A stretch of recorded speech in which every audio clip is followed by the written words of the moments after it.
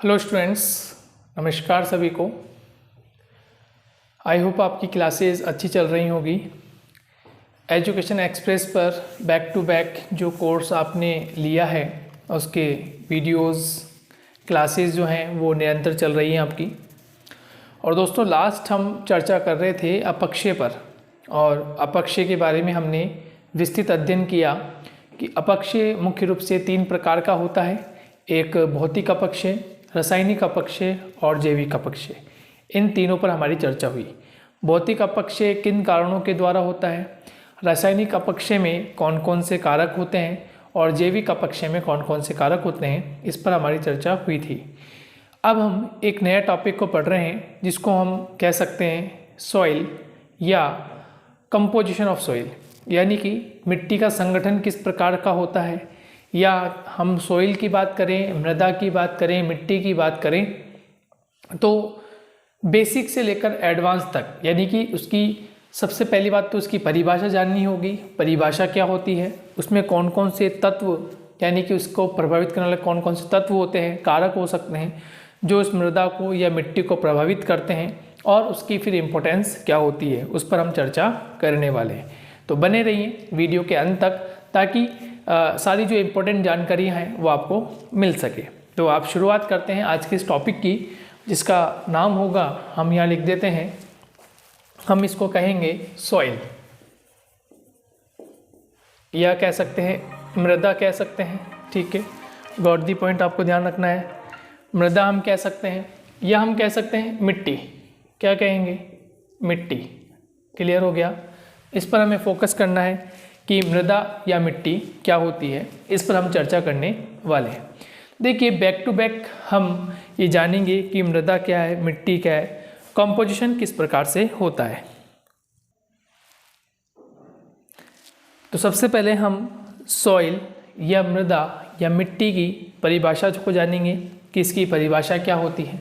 तो देखिए, सॉइल या मृदा या मिट्टी की परिभाषा हम ये कह सकते हैं कि मिट्टी जो होती है वो हमारे भूतल पर या भूपटल पर, ऐसे लिख सकते हैं,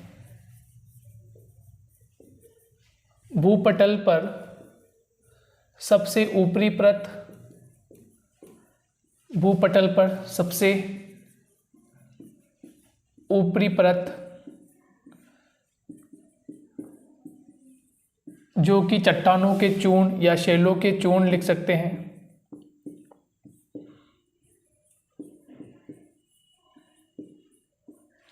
शैलों के चूर्ण, ठीक है, से बनी होती है,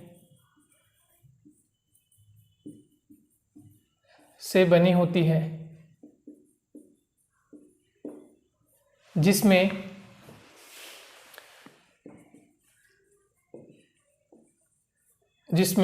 जीव जंतु व वनस्पति, जीव जंतु वनस्पति के अवशेष,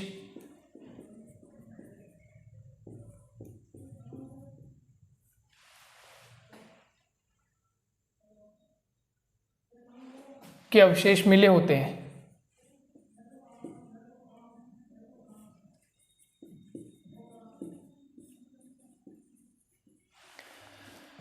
ठीक है, जिसमें जीव जंतु के अवशेष मिले होते हैं उसे हम क्या कहते हैं? उसे हम मृदा, मिट्टी या फिर सॉइल कहते हैं।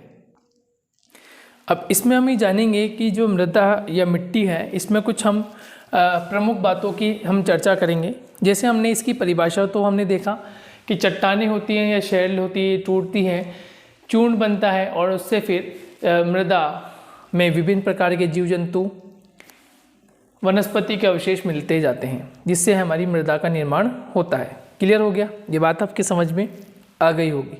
अब देखिए दोस्तों, इसमें एक बात और इम्पोर्टेंट होती है, एक वर्ड आता है ह्यूमस।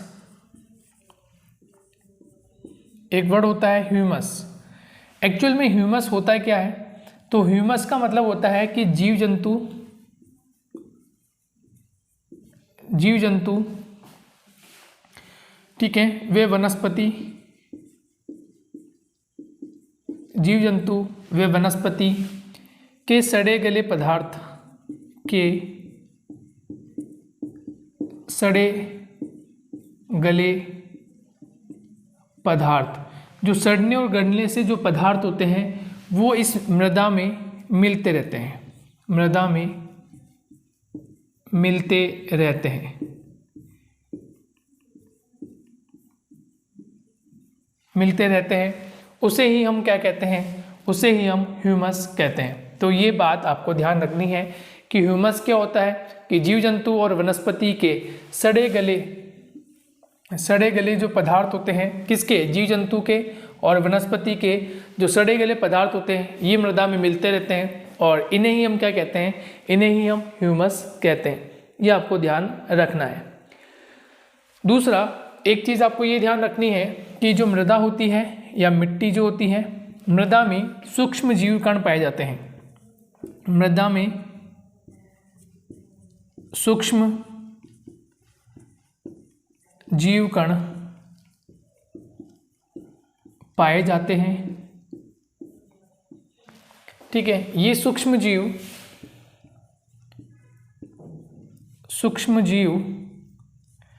मृदा में जो बैक्टीरिया होते हैं, या यूँ कह सकते हैं कि सूक्ष्म जीव जो होते हैं ये मृदा को डिकम्पोज करते रहते हैं, है ना, मृदा को परिवर्तित करते रहते हैं। ये वर्ड ज़्यादा अच्छा है, मृदा को परिवर्तित करते रहते हैं। यानी ये जो जीव जंतु होते हैं या सूक्ष्म जीव जो होते हैं, सूक्ष्म जीव के जो कण होते हैं ये क्या करते हैं, सूक्ष्म जीव कण जो पाए जाते हैं ये मृदा को परिवर्तित करते रहते हैं, ट्रांसफर फॉर्म में काम करते रहते हैं। अब देखिए यहाँ हम जानते हैं कि मृदा में विशेषकर जो मिट्टी है, मिट्टी में जो रंध्र होते हैं उसमें CO2 पाई जाती है, कार्बन डाइऑक्साइड की मात्रा होती है, ऑक्सीजन की मात्रा होती है और नाइट्रोजन की मात्रा होती है। तो ये विभिन्न प्रकार की गैसें हैं जिसमें से O2 जो है यानी CO2 जो है वो महत्वपूर्ण होती है। उसके अलावा ऑक्सीजन होती है, नाइट्रोजन गैस पाई जाती है। तो ये जो मिट्टी का निर्माण होता है, मिट्टी का निर्माण कई समय में होता है। तो एक पॉइंट ये लिख सकते हैं, मिट्टी का निर्माण या मृदा का निर्माण, मिट्टी का निर्माण काफ़ी लंबे समय में होता है, काफ़ी लंबे समय में होता है।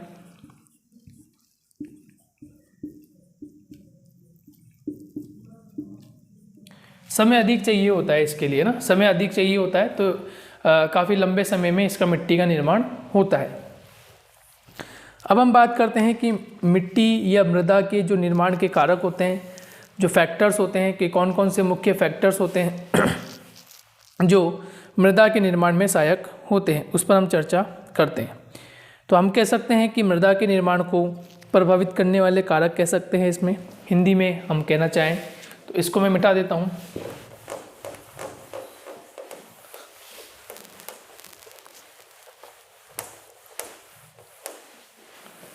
और आप लिखेंगे, नोट करेंगे, मृदा को प्रभावित करने वाले कारक, कि कौन कौन से ऐसे कारक हैं जो मृदा को प्रभावित करते हैं।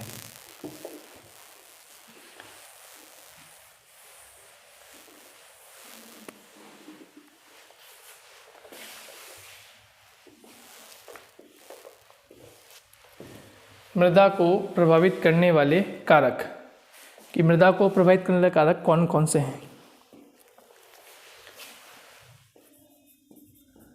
मृदा को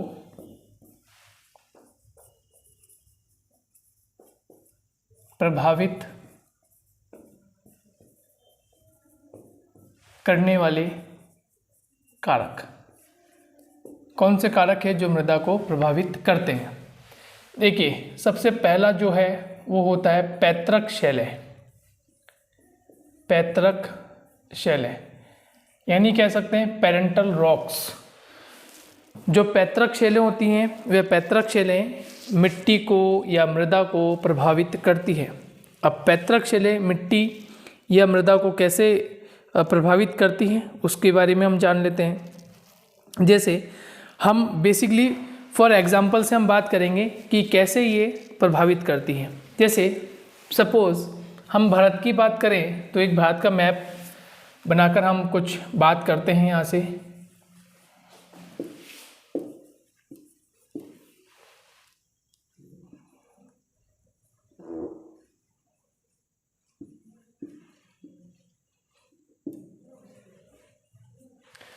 देखें, इस वाले भाग को हम देखते हैं। ये जो पूरा भाग है, ये पूरा भाग पठारी भाग है, जिसको हम लावा निर्मित कहते हैं, लावा जनित या लावा निर्मित।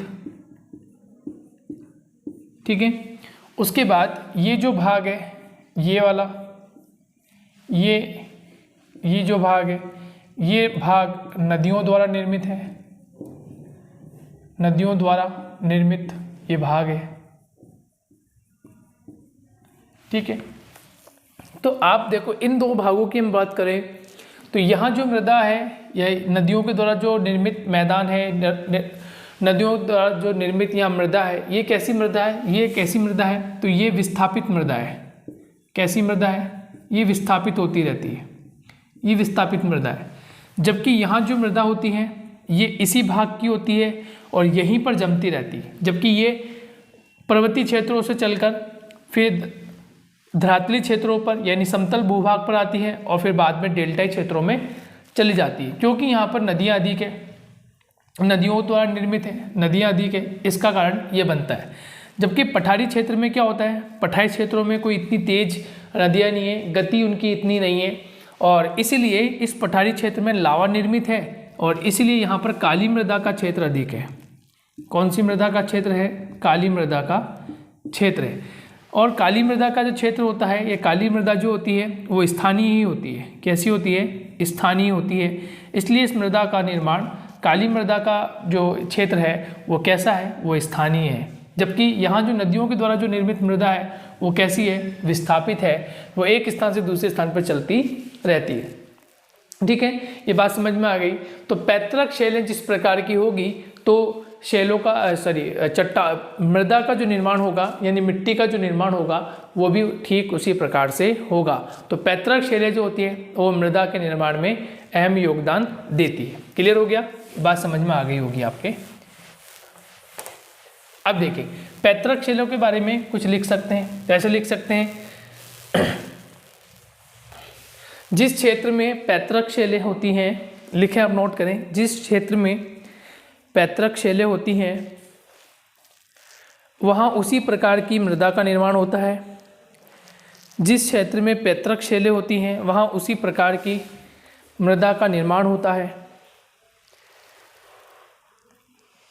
उसी प्रकार का निर्माण होता है, क्योंकि वहाँ पैतृक शैलों में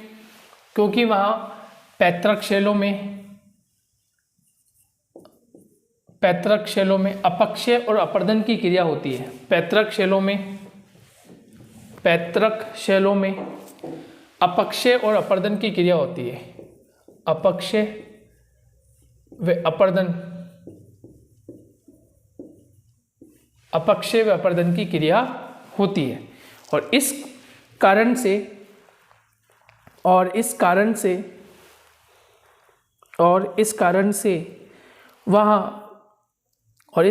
वहाँ मिट्टी या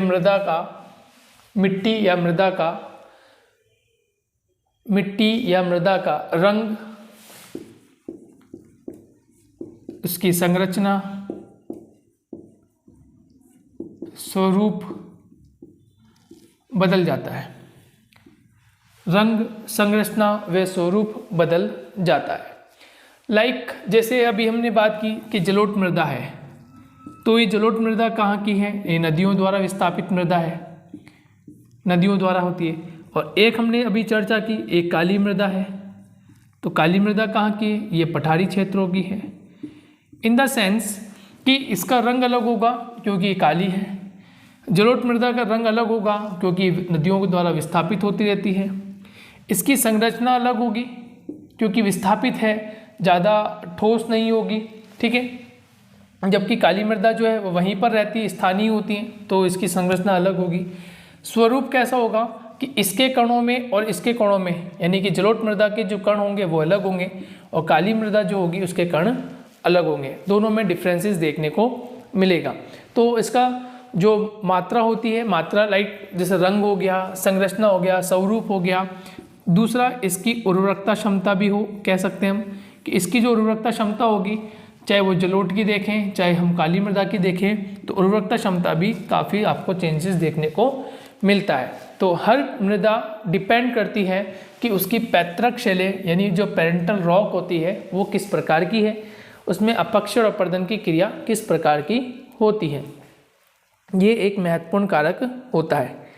इसलिए हर क्षेत्र की जो मृदा होती है वो आपको अलग अलग देखने को मिलती है। ठीक है, नोट कर लीजिए इसे आप।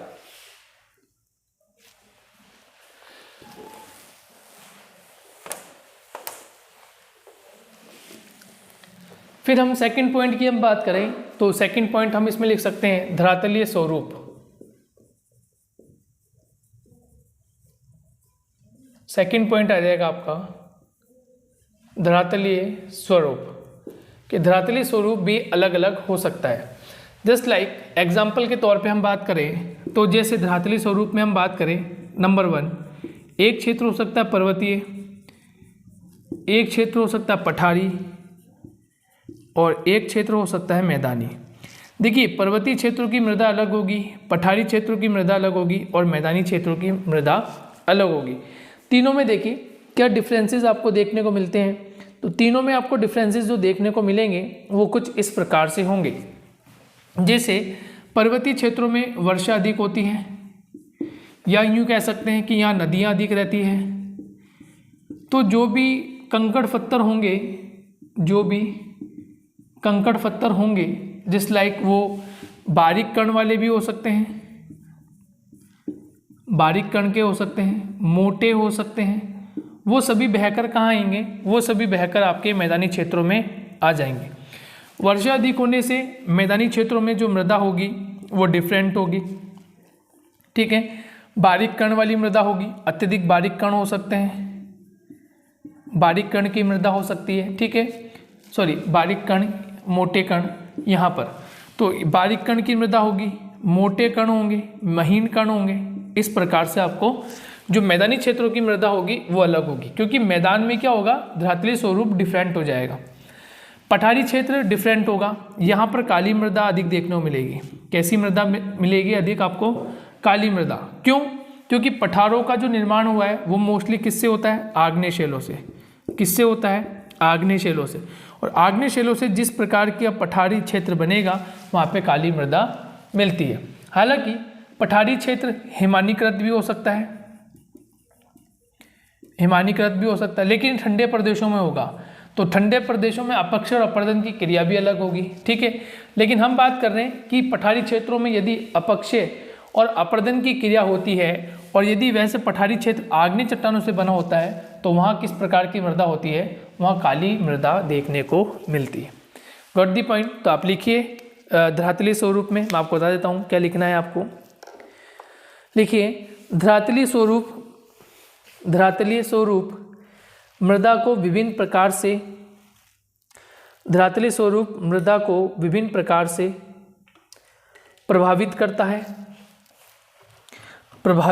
है। उसकी स्थिरता, उसकी संरचना प्रभावित होती है।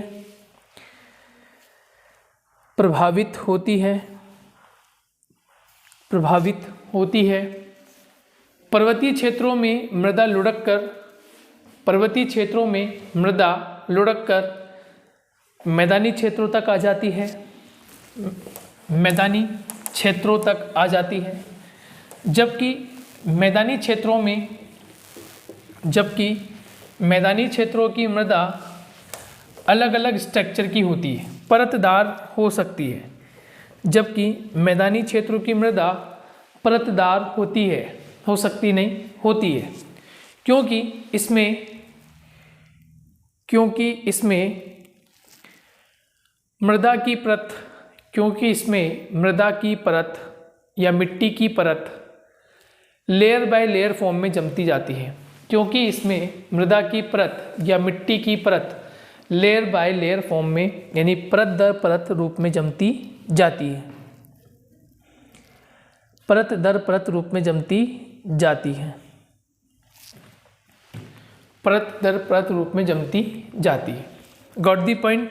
बात समझ में आ गई होगी आपके कि लेयर बाय लेयर फॉर्म में क्यों जम रही है, उसका जमने का कारण क्या है। अब देखिए तीसरे पॉइंट की हम बात करते हैं। धरातलीय स्वरूप आपको समझ में आ गया कि किस प्रकार से धरातलीय स्वरूप जो है वो मृदा को प्रभावित करता है। नेक्स्ट थर्ड पॉइंट की हम बात करें, तीसरा पॉइंट आपके लिए हो जाएगा जलवायु, यानी कि यहाँ की क्लाइमेट कंडीशन।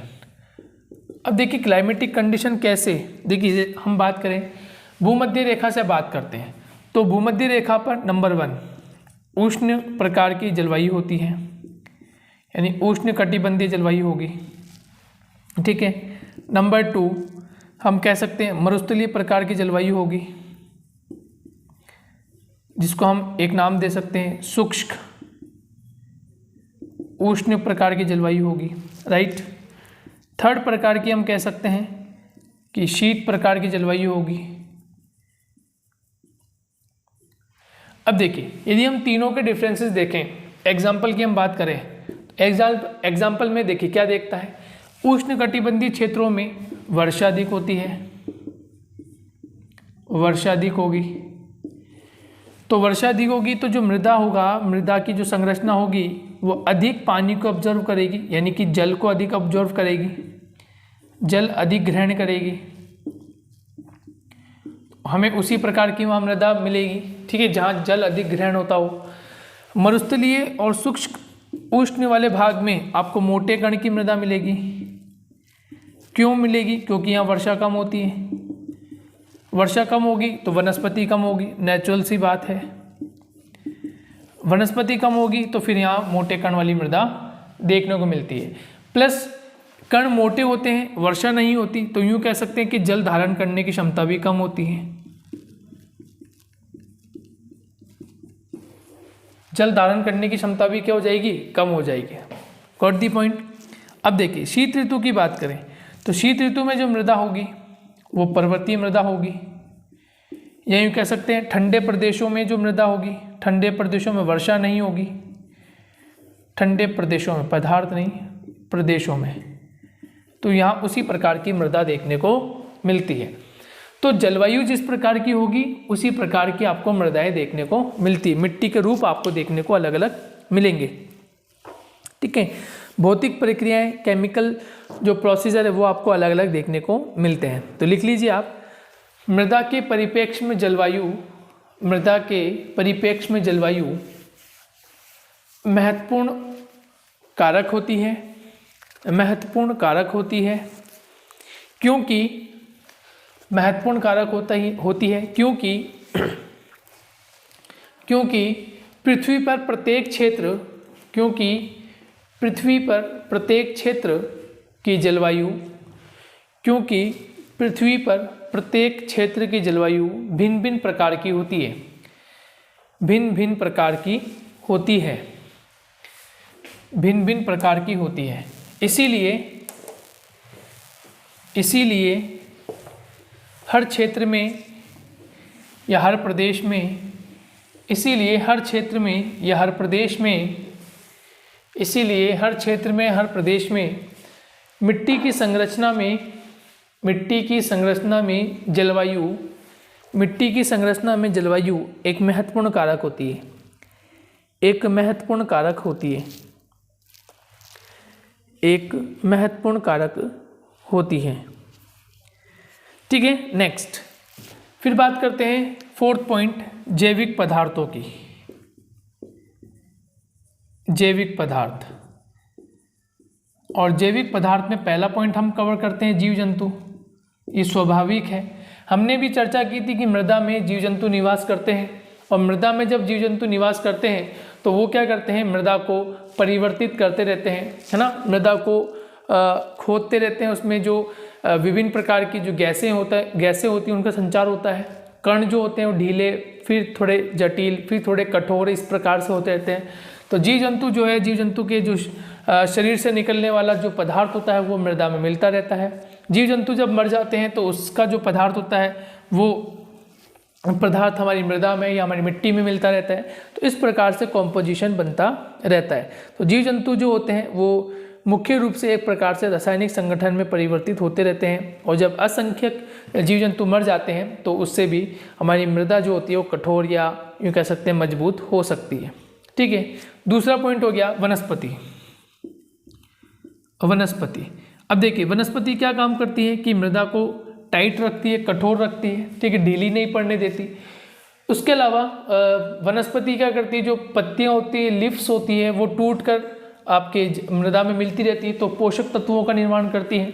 इस प्रकार से वनस्पति जो है वो एक प्रकार से मृदा निर्माण में सहायक प्रभावित उसको करती है। फिर हम बात करें बैक्टीरिया की, कीटाणु, तीसरा पॉइंट हम ये लिख सकते हैं, कीटाणु जो होते हैं, बैक्टीरिया जो होते हैं, ये भी कहीं ना कहीं मृदा को कंपोजिट करते हैं, कंपोजिशन उसका करते हैं, बनाने में सहायक होते हैं। तो इस प्रकार से हम ये जानते हैं कि वनस्पति हो सकती है, जीव जंतु हो सकता है, कीटाणु हो सकते हैं। ये सब चीज़ें क्या है, अभी हमने बात की थी ह्यूमस, अभी हमने चर्चा की थी ह्यूमस क्या होता है। उस ह्यूमस को बनाने के लिए जीव जंतु, वनस्पति और कीटाणुओं की या बैक्टीरिया की, कीटाणु को इंग्लिश में हम बोलते हैं बैक्टीरिया की, हमें आवश्यकता होती है। तो ये कुछ प्रमुख कारक हैं जो महत्वपूर्ण होते हैं। और एक और इम्पोर्टेंट पॉइंट हम डिस्कस कर लेते हैं, यानी फोर्थ के बाद फिफ्थ पॉइंट जो होगा वो होगा आपका समय, या एक और नाम देते हैं उसको अवधि, समय या अवधि। तो किसी भी मृदा को बनने के लिए समय की अवधि की आवश्यकता होती है।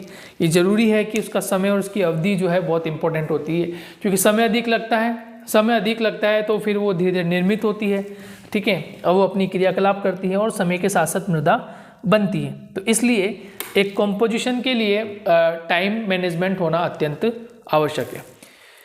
तो दोस्तों इस प्रकार से हमने मृदा का ये जो टॉपिक था, जो आपके अपक्षय के साथ जुड़ा हुआ टॉपिक है, उसको हमने कंप्लीट कर लिया है, समझ लिया है कि किस प्रकार से मृदा का कॉम्पोजिशन होता है, देख लिया हमने, इम्पोर्टेंट जो फैक्ट्स थे वो हमने चर्चा कर लिए। ठीक है, क्यों इम्पोर्टेंट है ये मैंने आपको बता दी। मृदा जो कि होती है वनस्पति के लिए महत्वपूर्ण होती है।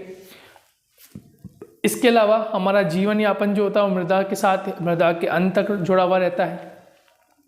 तो इम्पोर्टेंट पॉइंट हमने इसमें कवर कर लिए। तो नेक्स्ट क्लास में हम मिलेंगे एक नेक्स्ट पॉइंट के साथ, नेक्स्ट टॉपिक के साथ। जब तक के लिए टेक केयर, बाय बाय।